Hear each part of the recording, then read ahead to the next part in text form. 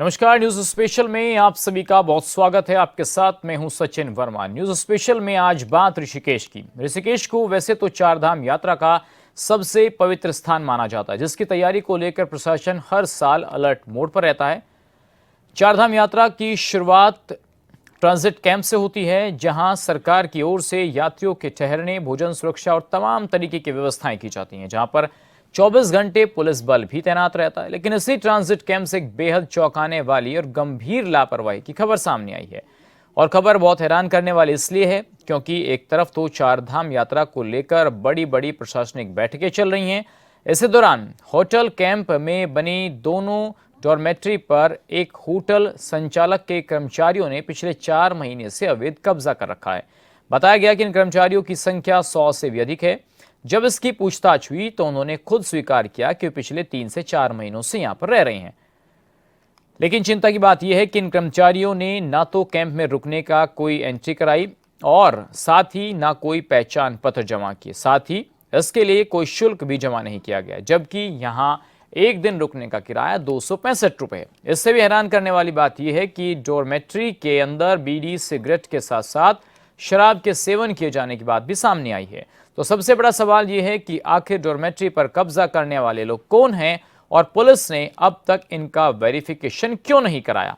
ये लोग कहां से आए हैं और किस संस्था या होटल में काम करते हैं? सवाल यह भी है कि क्या इसकी जानकारी प्रशासन और ट्रांजिट कैंप के जिम्मेदारी संभालने वाले अधिकारियों को है? इससे भी बड़ा मुद्दा तो सुरक्षा का है।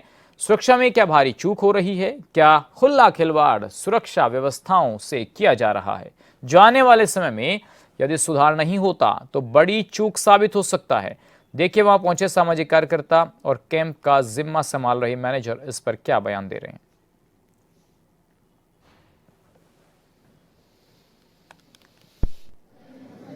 आपको नहीं पता? मेरे को इतना बताया। ये तो पर्यटन विभाग के द्वारा, हमसे नहीं हुआ इसका, ये पर्यटन विभाग के द्वारा ही वहीं बड़ी कैंट में ना, हमको इसकी ज़्यादा जानकारी भी नहीं है इसका। जेन कंपनीज, जेन फैसिलिटीज़ करके प्रोसेस तो यही है कि आते हैं लोग वहाँ पे, बस यात्री लोग आते हैं, एंट्री करते हैं, रहते हैं। ये तो हमें जानकारी करनी पड़ेगी क्या है। नहीं, हमने किया है, उनको बोला भी है उनको, तो उनका जब एंट्री कर रहे हैं तो ये भी बोला हमको, हम सीओ साहब हैं बगल में, उनसे आप कर सकते। अब उसके बाद अब ऐसा, क्योंकि उसके क्या क्या होता है इस ढंग से, तो ऐसा तो हमारे उसमें तो कोई आया नहीं। चर्चा में कोई ऐसी शिकायत किसी ने की है कि वहाँ पे कुछ ऐसा कुछ करता है? चर्चा में से जो लोग रह रहे हैं उनके सत्यापन का क्या है? क्योंकि परमानेंट 3 दिन तो चलता है आया गया व्यक्ति, लेकिन 4 महीने से जो व्यक्ति रह रहा है उसके सत्यापन को लेकर क्या है? कौन लोग हैं? आज इतनी बड़ी बैठक यहाँ पे हुई, कुछ मिस हैपनिंग हो जाती, कमिश्नर साहब थे, बड़े अधिकारी यहाँ पर थे, तो उसकी जिम्मेदारी सख्त इंस्ट्रक्शन दे रखे हैं कि किसी भी यात्री को, किसी भी ठहरने वाले को आप बिना आईडी के, बिना उसके आप इसमें अलाउ न करें। इंस्ट्रक्शन बाकायदा दिए गए हमारी तरफ से। देखिए, ये अपने आप में बड़ा आश्चर्य और चौंकाने वाला विषय सामने आया है। हम तो किसी और काम से आए थे यहाँ पर, और यहाँ पर ये देख रहे हैं कि भाई आज जो है चारधाम यात्रा को लेकर के एक बड़ी बैठक हुई थी, और उसमें हम देख पा रहे हैं यहाँ पर जो 42 लोग जो है इन्होंने बिठा रखे हैं यहाँ पर। और लगभग जो है पिछले 3 महीने से जो है, जैसे बात हुई इनसे, 3 महीने से ये लोग यहाँ पर रखे हुए हैं, जिनका कोई वेरिफिकेशन नहीं है। यहाँ पर नज़दीकी जो है थाना है, जो उस पर हम जो संपर्क करेंगे और वहाँ पर भी शिकायत दर्ज करेंगे, और ये बहुत गलत है। अभी आप देखिए 26 जनवरी का समय आ रखा है, वैसे ही जो है भिन्न भिन्न जगहों से लोग आ रहे हैं। और सबसे बड़ी बात है कि ये क्षेत्र जो है 3 दिन से ज़्यादा रुकने के लिए किसी को अलाउ नहीं करता है, ये डोरमेट्री। उसके बावजूद भी इन लोगों ने जो है इनको रखा हुआ है, तो ये बड़ा अपने आप में जो है दुखद विषय और एक शॉकिंग न्यूज़ है सबके लिए। और अधिकारियों से मेरा निवेदन है कि आप लोग जो है इसका संज्ञान लें, क्योंकि ऐसा नहीं होता कि आप आए, बैठक करिए, चले गए। तो देखा आपने किस तरीके से वहां के अधिकारी लीपापोती पर जुटे हुए हैं, और जो वहां के लोकल लोग हैं उन्होंने आपको क्या बताया। सवाल यह है कि आखिर तीर्थ नगरी ऋषिकेश में व्यवस्था से खिलवाड़ क्यों हो रहा है? जब चारधाम की यात्रा की व्यवस्थाओं में प्रशासन जुटा है तो आखिर इतनी बड़ी लापरवाही, व्यवस्था में इतनी बड़ी चूक आखिर क्यों है? हमारी जो सहयोगी हैं खुशबू गौतम, उन्होंने पूरी रिपोर्ट तैयार की है, उनसे बात करेंगे। खुशबू हमारे साथ जुड़ चुकी हैं। जिस तरीके से ये पूरा का पूरा मसला, पूरा ट्रांजिट कैंप जो है सवालों के घेरे में। खुशबू, जिस तरीके से हम देख रहे हैं आपने एक रिपोर्ट तैयार की है ट्रांजिट कैंप को लेकर, प्रशासन के लोग कन्नी काटते हुए नजर आ रहे हैं, क्या पूरा मसला है?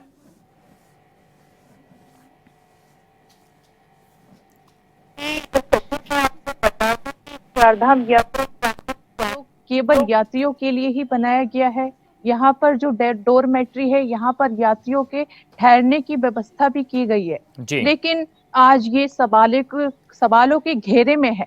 आपको बता दूं कि यहाँ जो डोरमेट्री है वो जीएन कंपनी जो है इसकी पूरी देखरेख करती है, लेकिन यहाँ पर 3 महीने से बताया जा रहा है कि बाहर के जो एक कंपनी है उसके सारे कर्मचारी यहाँ पर ठहर रहे हैं।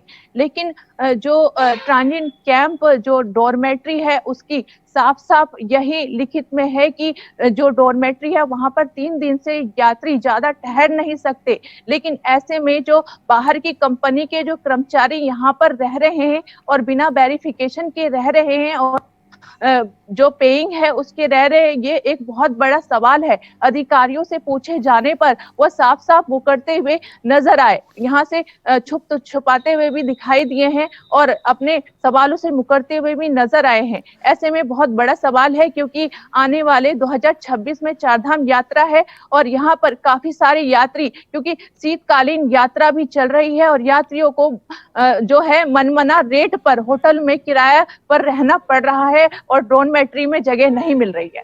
खुशबू, जो आपने कुछ लोगों का जिक्र किया कि वहां पर लोग रह रहे हैं और आपने विजुअल्स भी भेजे हैं, तस्वीरें भी सामने आई हैं जहां पर शराब की बोतलें रखी हुई हैं, तो जब ये लोग वहां रह रहे थे क्या उन लोगों ने खुद स्वीकार किया है कि वो एक होटल के कर्मचारी हैं और एक प्राइवेट संस्था ने वहां कब्जा कर रखा है?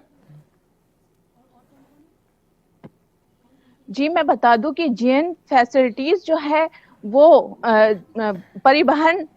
माफ कीजिए, जो पर्यटन विभाग है उन्होंने ही सारा टेंडर जीएन फैसिलिटीज को दिया है। लेकिन जीएन फैसिलिटीज की ओर से ही जो मुरुगन कंपनी है उनके कर्मचारी यहाँ पर रह रहे हैं। जो कर्मचारी है उन्होंने खुद स्वीकार किया है कि वो 3 महीने से यहाँ पर रह रहे हैं और उनकी पेइंग कौन कर रहा है ये तक नहीं जानते हैं वो। और यहाँ पर जो है चारधाम यात्रा जहाँ पर लहसुन और प्याज सात्विक भोजन यहाँ पर केवल मिलता है, लेकिन यहाँ पर शराब, गुटखा और शराब का भी सेवन किया जा रहा है। जगह जगह पर यहाँ पर शराब की बोतलें भी पाई गई है। खुशबू, आखिर कौन वो लोग थे जैसे भी आपने बताया कि ठीक है जिनको एंट्री दिला रहे हैं, क्या उनके बारे में जानकारी मिल पाई है कि कौन वो लोग थे जिन्होंने इनको एंट्री दिलाई? और जो आपने कहा कि एक नियमित फीस रखी गई है वहां पर 3 दिन के रहने के लिए, क्या ये वो लोग उसको पे कर रहे थे? जी सचिन, मैं आपको बता दूं कि जो जीएन फैसिलिटीज के अंदर जो मैनेजर है यहाँ चारधाम यात्रा ट्रांजिट कैंप की देखभाल कर रही है, उनके द्वारा बताया गया कि जो है उनकी पेइंग जो है जो जीएन फैसिलिटीज है वो खुद कर रही है। उन्होंने इन्हें रेंट पर दे रखा है और मजबूरन जो यात्री है वो बाहर रह रहे हैं और यहाँ पर वो जो कर्मचारी है वो ऐशो आराम की जिंदगी यहाँ डोरमेट्री में गुजार रहे हैं। जी सचिन। खुशबू, जैसा कि अभी आपने बताया कि लगभग इतना आंकड़ा है जो लोग रह रहे हैं, होटल के लोग या प्राइवेट संस्था के लोग, तो जो बाहर से लोग यात्री आ रहे हैं क्या उनकी अवहेलना हो रही है? उनको रहने के लिए जगह नहीं मिल रही है और प्राइवेट संस्था के लोग वहां पर रह रहे थे अंदर? जी सचिन, मैं आपको बता दूं कि जो कंपनी के जो मेन मैनेजर हैं गौरव, उनसे भी सुरेंद्र नेगी जो सामाजिक कार्यकर्ता है उन्होंने बातचीत करी कि यहाँ पर जो बाहर के कर्मचारी है, किसी कंपनी के कर्मचारी है, वो यहाँ पर क्यों रहे हैं। तो उनके द्वारा ये बयान सामने आया है कि वो उनका कहना है कि यहाँ पर जो यात्री हैं वो यात्रियों का अभाव है और जो डोरमेट्री है उसे चलाना ही पड़ेगा, जिसकी वजह से उन्हें यहाँ पर रेंट पर दिया गया है। लेकिन यह साफ साफ तस्वीरों के माध्यम से भी यहाँ पर देखा गया था कि यात्रियों को बाहर दर दर भटकना पड़ रहा है और महंगे महंगे होटलों में रहना पड़ रहा है और यहाँ पर कर्मचारी ऐसो आराम की जिंदगी ट्रांजिट कैंप में गुजार रहे हैं। जी सचिन।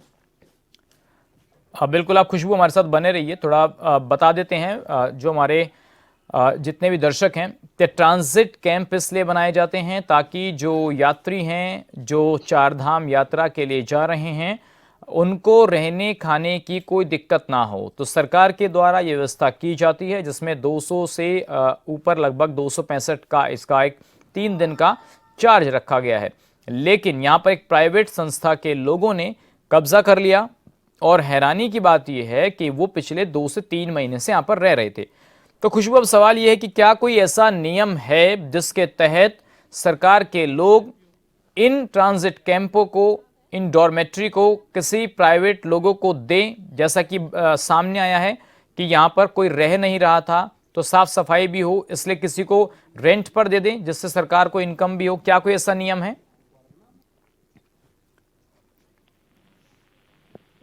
जो दो की जो पर्यटन विभाग है उन्होंने जेएन फैसिलिटीज कंपनी को यहाँ पर होम मेकिंग और जो साफ सफाई है और जो डॉर्मेट्री है उसकी पूरा टेंडर जेएन कंपनी को दिया गया है और जेएन कंपनी ही डॉर्मेट्री को चलाती है। लेकिन यह इसमें साफ साफ यही दर्शाया गया है कि जो चारधाम यात्री से रिलेटेड जो यात्री आते हैं और जो शीतकालीन यात्रा चल रही है, ग्रीष्मकालीन यात्रा चल रही है, जितने भी यात्री ट्रांजिट कैंप में आते हैं उन्हें ही रूम देने का अधिकार है। लेकिन यहाँ पर साफ तौर पर यही देखा जा रहा है कि जो बाहर की कंपनी है उनको रेंट पर दिया गया है। लेकिन जो साफ साफ तौर पर ये जो है अधिकारों के साथ खिलवाड़ किया जा रहा है यहाँ पर यात्रियों के। ठीक है खुशबू, आप बने रहिए हमारे साथ कांग्रेस नेता आशीष सैनी जी जुड़ गए हैं।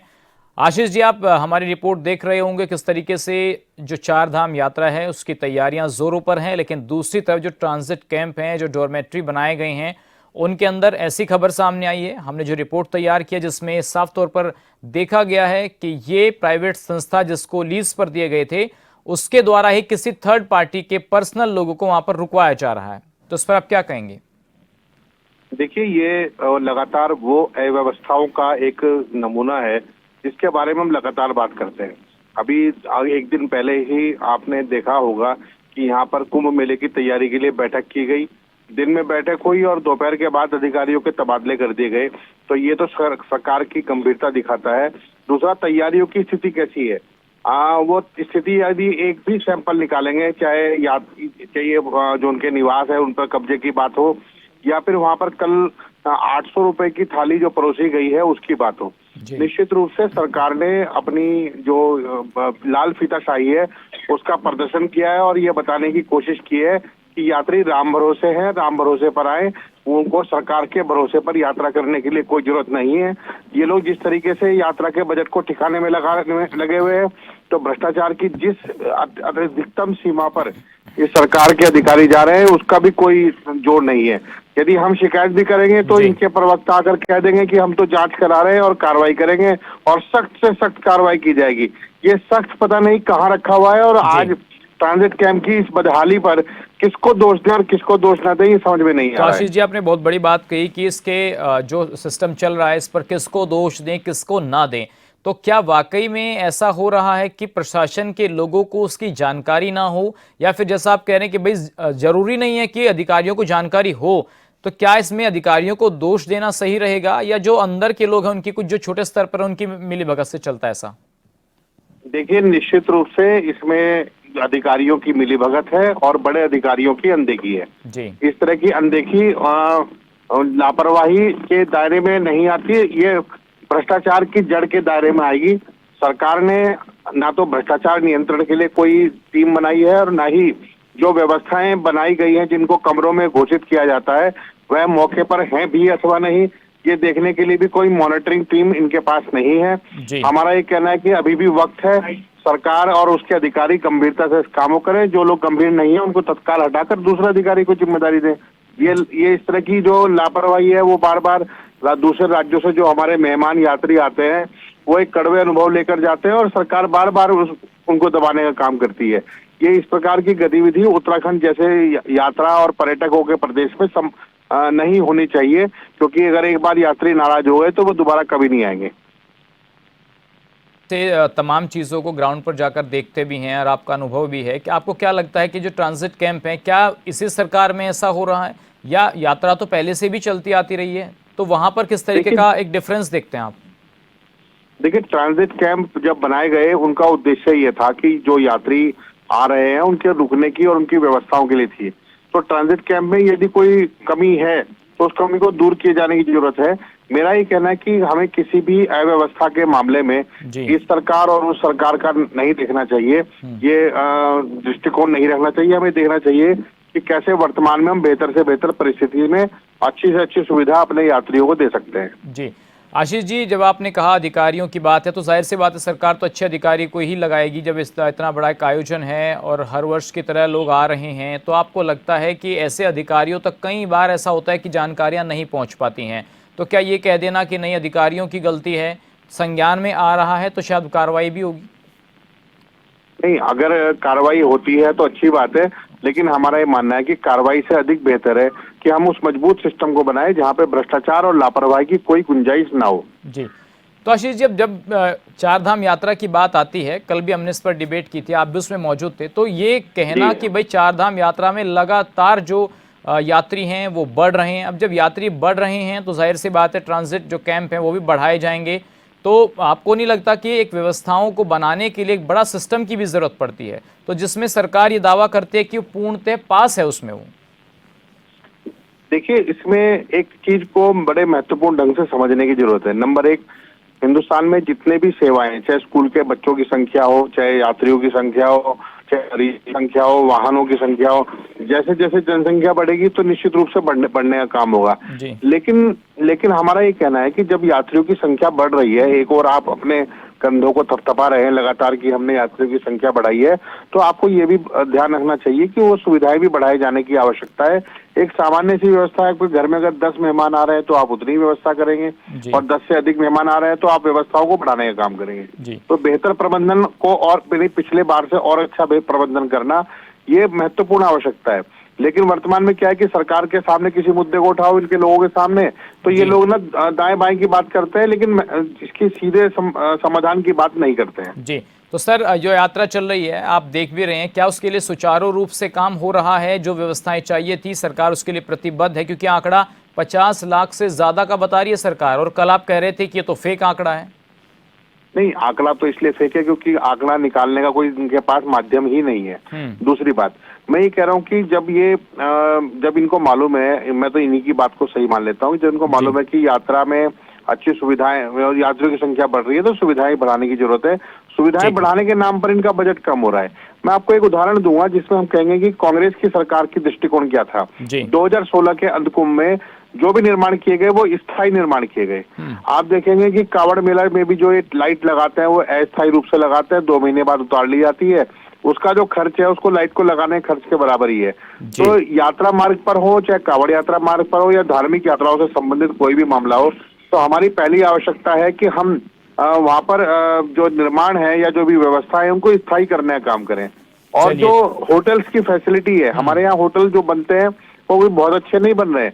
इसके लिए थोड़ी नियमावली में सुधार करें और राज्य का एक वित्त निगम बने जो होटल और पब्लिक जो ट्रांसपोर्ट है इसमें निवेश करने के लिए विशेष रूप से कार्य करें। ठीक है आशीष जी, आपका शुक्रिया सर इस पूरे विषय पर बातचीत करने के लिए, अपनी बात रखने के लिए। तो आपने देखा किस तरीके से यहाँ पर कांग्रेस नेता ने भी कहा कि नहीं, जो चीजें हैं उनमें सुधार होने की आवश्यकता है और अधिकारियों को जिम्मेदारी लेनी होगी। खुशबू हमारी सहयोगी लगातार ऋषिकेश से हमारे साथ बनी हुई है। खुशबू, आपने कांग्रेस के नेता को भी सुना, तो क्या ये मान लिया जाए कि जिनके कंधों पर इस पूरे सिस्टम को सुचारू रूप से चलाने की जिम्मेदारी थी वही कहीं ना कहीं अधिकारियों को अंधेरे में रख रहे हैं? तो गलती तो अधिकारियों की भी है, मैनेजर की भी, जिससे आपने भी बात की थोड़ी देर पहले। जी जी सचिन, यहाँ पर साफ तौर पर दिखाई दे रही है कि अधिकारी सहित तमाम जो मैनेजर हैं यहाँ पर उनके लापरवाही का नतीजा है। जो आज ट्रांजिट कैंप यहाँ पर जो है बदहाल पड़ा हुआ है और यात्रियों का यहाँ पर अंबार लगा होना चाहिए, लेकिन यहाँ पर जो बाहर की कंपनी है वो कर्मचारी यहाँ पर ठहर रहे हैं और यात्रियों को दर दर यहाँ पर भटकना पड़ रहा है। अधिकारी भी यहाँ सवालों के घेरे में हैं और सवालों से बचते हुए भी यहाँ पर नजर आ रहे हैं। वो सारा दोष जो है कंपनी पर टाल रहे हैं, लेकिन ऐसा भी हो सकता है कि उस कंपनी को चेंज कर दिया जाए और दूसरी कंपनी रख दिया जाए ताकि वो सुचारू रूप से ये ट्रांजिट कैंप चला सके। जी सचिन। चलिए खुशबू, आपका शुक्रिया इस तमाम जानकारी के लिए, इस रिपोर्ट को यहाँ तक पहुँचाने के लिए। तो आपने देखा किस तरीके से ट्रांजिट कैंप्स की क्या हालत है और किस तरीके से व्यवस्थाओं पर सवाल उठ रहे हैं। बढ़ते आगे, प्रधानमंत्री आवास योजना शहरी 2.0 के तहत अनुदान राशि के अंतरण के लिए लखनऊ में कार्यक्रम का आयोजन किया गया, जिसमें मुख्यमंत्री योगी आदित्यनाथ ने शिरकत की।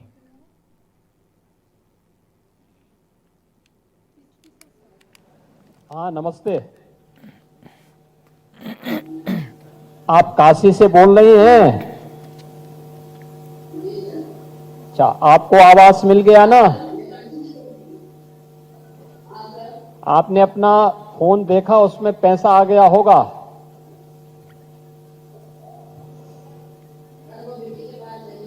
प्रधानमंत्री आवास योजना का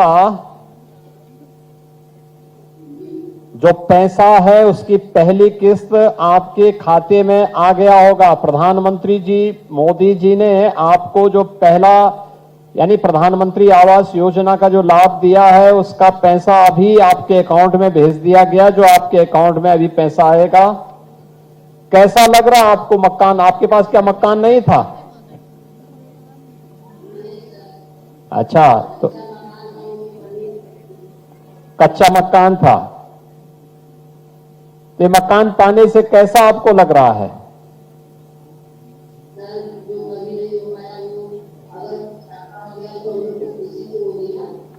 अच्छा,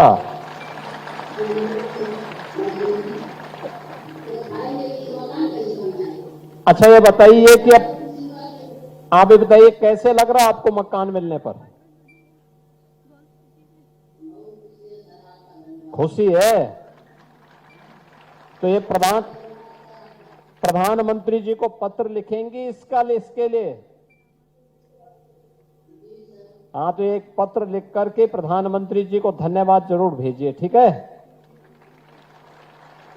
बहुत बहुत धन्यवाद आपको। बहुत बहुत धन्यवाद माधुरी देवी जी। और अब अयोध्या से श्रीमती रमावती जी हैं और हमारे बीच केंद्रीय मंत्री महोदय भी जुड़े हुए हैं, आदरणीय मनोहर लाल खट्टर जी। आप भी यदि संवाद करना चाहें, माननीय मंत्री महोदय आप भी संवाद करें। अयोध्या से श्रीमती रमावती जी, अयोध्या जी। हाँ नमस्ते रमावती जी, आप बताइए आपको मकान इससे पहले नहीं मिल पाया था? नहीं सर। और आपके पास अपना मकान भी नहीं था? जी सर, पैतृक संपत्ति थी सर, वो कपड़े का घर था सर, गिर गया था, आप उसी में 3 सेट लगा के सर रहते हैं। अच्छा, ये बताइए कितने परिवार में कौन कौन लोग हैं? सर हम दोनों लोग हैं, एक बेटी है 10 साल की। और सर और कोई नहीं है सर। और परिवार में आपके आदमी क्या काम करते हैं? सर गाड़ी चलाते हैं प्राइवेट। अच्छा, तो इसमें अब मकान बनने से आपको कैसा लगा? सर बहुत अच्छी बात है सर, मेरे ऊपर छत आ गया, आपसे आपका आशीर्वाद है सर। अच्छा, ये बताइए कि मकान बनाने की आपके मन में कभी इच्छा नहीं थी कि आपका अपना मकान हो, पक्का मकान हो? जी सर, बहुत इच्छाएं थी सर, तो कुछ आज आपने पूरा कर दिया सर। ये इसके लिए देखिए, ये सभी कुछ हुआ है प्रधानमंत्री मोदी जी के आशीर्वाद से। एक पत्र जरूर लिखना मोदी जी को कि आपके कारण हमें मकान मिल गया है, इसके लिए हम आभार व्यक्त करते हैं। और ये पैसा जो जा रहा है, इस पैसे का उपयोग मकान बनाने के लिए ही करना, ठीक है ना? हाँ, ऐसा ना हो कि इधर उधर कहीं खर्च कर दिए कोई। नहीं सर, ऐसा नहीं करेंगे। हाँ, अपने मर्द पर थोड़ा कंट्रोल रखना है।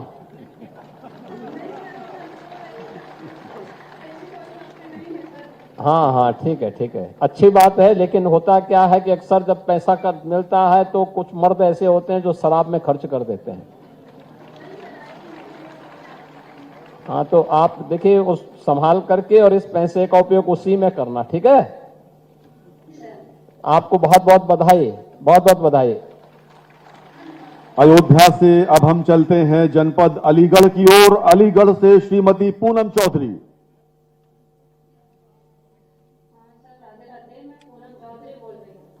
हाँ, राधे राधे। पूनम चौधरी जी, आप ये बताइए आपको आज आवास का लाभ मिला है, तो ये आवास इससे पहले आपके पास नहीं था? तो फिर कैसे रहती थी? अच्छा, अपने मम्मी पापा के पास ही रहती थी। तो अब इस मकान ये आवास बनाने की इच्छा तो आपके मन में पहले रही होगी ना? सर काफी सालों से थी, और वो आपने योगी सर ने और मोदी सर ने कर दिया ये सपना पूरा। अच्छा बताइए, तो क्या मोदी सर को पत्र लिखेंगी इसके लिए धन्यवाद का? सर बिल्कुल लिखेंगे, जब सर्वोच्च हाँ तो जरूर एक एक पत्र लिखिए कि देखिए आवास में भी और ये 2.5 लाख रुपया मिल रहा है, उसमें से 1 लाख रुपए की पहली किस्त आज अभी थोड़ी देर में हम लोगों ने जारी की है। ये पैसा आपके सीधे खाते में आएगा और खाते के बाद इस पैसे का उपयोग करना। जैसे आप इसमें 75% पैसा खर्च कर देंगे, दूसरा किस्त फिर 1 लाख की आपके अकाउंट में आ जाएगी। अच्छा, बताइए पूनम जी, आपको किसी शासन की अन्य योजना का भी लाभ मिलता है? जी सर, 2 योजनाओं का मुझे लाभ मिलता है। क्या क्या? सर, एक आपका राशन मिलता है मुझे और एक आपका गैस सिलेंडर। अच्छा, ये बताइए कि परिवार में और कौन कौन लोग हैं? सर, हम 3 लोग हैं, एक मैं हूँ और 2 मेरे बच्चे हैं, एक मेरा बेटा है और एक बेटी है। और परिवार का आदमी सर, पति नहीं है नहीं? तो ये पेंशन नहीं मिलता आपको, निराश्रित महिला पेंशन? सर, वो मेरी शादी बुलंदशहर में हुई थी, लेकिन मैं यहाँ पर मम्मी पापा के पास रह रही हूँ, तो मैंने आके अपने सारे कागज चेंज कराए सर। अब मुझे उसकी अप्लाई करूँगी। हाँ, ठीक है। चलिए, आप उसको इन योजनाओं का लाभ लीजिए और इस मकान समय पे बनाइए। ठीक है, बधाई आपको। सर, एक बात और कहनी थी आपसे। हाँ, बताइए बताइए। जब से आपकी ये मुख्यमंत्री योजना आपने चलाई है शहरों में, हाँ, जब से सर काफी विकास और काफी अच्छा लग रहा है कि ये जितने भी इधर उधर ठेली रेहड़ी वगैरह लगाई जाती थी, सड़कें घेरी जाती थी। तो आपने देखा किस तरीके से पीएम आवास योजना के तहत मुख्यमंत्री योगी आदित्यनाथ जो लाभार्थी थे उनसे बात कर रहे थे। फिलहाल इस बुलेटिन में बस इतना ही। बाकी ब्रेक के बाद कुछ और अहम खबरें।